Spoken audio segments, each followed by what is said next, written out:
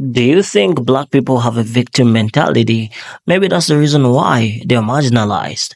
Now, this palm colored person in today's video says that the left has pretty much suppressed black people to the point where they've created this victim mentality. Do you agree that it is because of a victim mentality that has resulted in the suppression of black voices? Because think about it. This guy is dismissing phenomena such as Jim Crow, slavery itself, and not forgetting the racial discrimination present in modern day. And perhaps let's also say that slavery and the great unaliving of the people of Israel are very two different when we compare them and their implications. The people that committed the great unaliving of the people of Israel, the Germans, they are pretty much committed to paying back reparations to the people that they committed that atrocity to. Whereas in the people that committed slavery to black people, they're not ready or willing to give that justice back. Why is it years later, after a crisis like that, what values and principles helped Jews pretty much own Hollywood, do well in business, do well in life? Oh, I'll tell you. I have the answer Go for for you. it. Yeah. They Come see on. themselves Let as me hear this. victims. It is the most paralyzing thing in black life, what the left is doing to blacks. The left hates you, blacks. No, they don't hate you. They have contempt for you. Telling you you're a victim is paralyzing. Jews did not walk around thinking they're victims even after the Holocaust. Why not? Because they knew it is completely self-destructive. How did they know? A picture from the 1940s Jim Crow South. Another picture of a lynch mob in the 1940s during Jim Crow in the South. The 1906 Atlanta race massacre. The race massacre of Rosewood, Florida. In Elaine, Arkansas, another race massacre, 1919. The forming of Lake Martin in Kewaugia, Alabama in 1926 deliberately flooded a black neighborhood in production of a dam. The reason why Lake Lanier is underwater, another black city. The race massacre happened in Wilmington, North Carolina because Wilmington used to be pretty much an all-black city.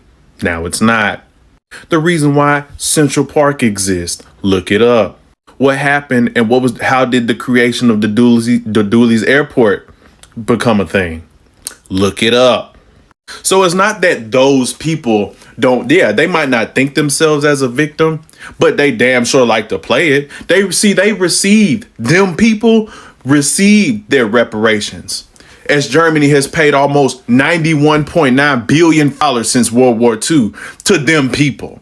You sure can. Of course, you can own Hollywood, own businesses, own the stock market, own banks when you get $91 billion, not to mention the stolen land that they received on the American taxpayers' dollar when we formed that nation for them and then defend them for it. Let's not talk about that. Arm and train their entire military because we need an operational base in that region. I mean, let's not talk about the reason why TikTok is leaving and they're trying to get rid of TikTok. Who's financing that? Who's paying the IAPIC or whatever that is? Yeah, who's funding our politicians for that? I wonder. Probably some of that $91.9 billion in reparations they got right there. The House is literally passing legislation right now to combat all of the protests that are going on in college institutions right now for what's going on over there in that region. I can't even say the name because they're probably going to flag this so that universities could basically expel any student that is caught talking about this. Wild, right? But black folk think we the victim though. Where's our reparations? And you see how he said the left controls, but then agreed that they control the media, but then says the left media. So it sounds like then goes on to explain that those people are majority of left people. See how you connect the dots, right? But where's our reparations, right? Because I'm just going to give y'all a little snippet of it. See, this is why I love being a history major. This is why I'm a history major, because it's important to know your history, because you can never understand where you're going if you don't understand where you've been, okay? Because by 1850, 3.2 million slaves in the country in 15 states, 1.8 million were producing cotton. By 1860, slave labor was producing over 2 billion pounds of cotton per year. American cotton soon made up 2/3 of the global supply of cotton. That is why they called the South at that time King Cotton. That right there. Now, how much did they generate for said cotton? Being the sole producer damn near of cotton. Let's see. Before the Civil War and them emancipating slavery, They generated approximately $192 million in the 1860s off of cotton. And it dropped to less than 7 million after slavery was ended. Look how much of a dramatic drop that is. That is, bro. Now, you might look at $192 million. That's nice. Because you looking at it from now. Let's look at how much money that is in the 1960s. $7 trillion. $7.2 trillion off of free labor. That is damn near pure profit that black people have not touched. Slavery was 400 years. Then that followed up with Jim Crow segregation, which just ended in the 1960s with the they are able to do what they do off a Civil Rights Act that was passed off the backs of black people. Come on, bruh. And they have benefited, and every other demographic, including the napkin women of this country, have benefited far more than black people ever have from that goddamn act.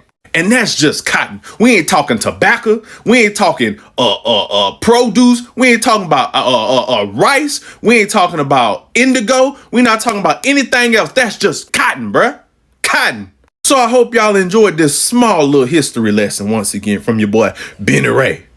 Okay, maybe let's just point out that this palm color person might be speaking from a place of privilege and rather than trying to educate marginalized communities. Because this brother in this video is pointing out to some really thought-provoking phenomenons that are really true and factual. So palm colors like this guy are just going around trying to point at things that they think are true based on a privilege or an entitlement that they got based on their color. He's not aware of the things that are happening in the daily society. Perhaps he's not even aware that Jews are receiving reparations and the castles that they've built are as a result of that money. Whereas in black folks, whenever they try to create an empire, right, it gets torn to pieces. And as unfair as that is, they still experience racial injustices. So as a result, everyday life becomes hard to strive and to survive. Before we get deep into our discussion, let's talk about how a victim mentality can actually distract somebody from their success. Now, this is not in relation to black people, but let's just try to look at some of the things that victim mentality can have negatively on somebody's life. So the victim mentality can be a significant barrier to success and social dominance for individuals, including black people, of course. It's a mindset that focuses on blaming external factors for one's challenges or failures, rather than taking responsibility and actively working towards change. Okay, so perhaps to some extent, or maybe to some people, yeah, this can be as a result of a victim mentality. Now, if you are a member or a subscriber of our channel, we recently did a video depicting a certain black brother that was saying that palm color people are pretty much deserving of their entitlement. And black people are at the receiving end because they deserve it as well. That was a black person saying that. I'm just trying to point out that this guy or this person might be a very good example of what this can do to the psyche of a black person. So to some extent, that might be true.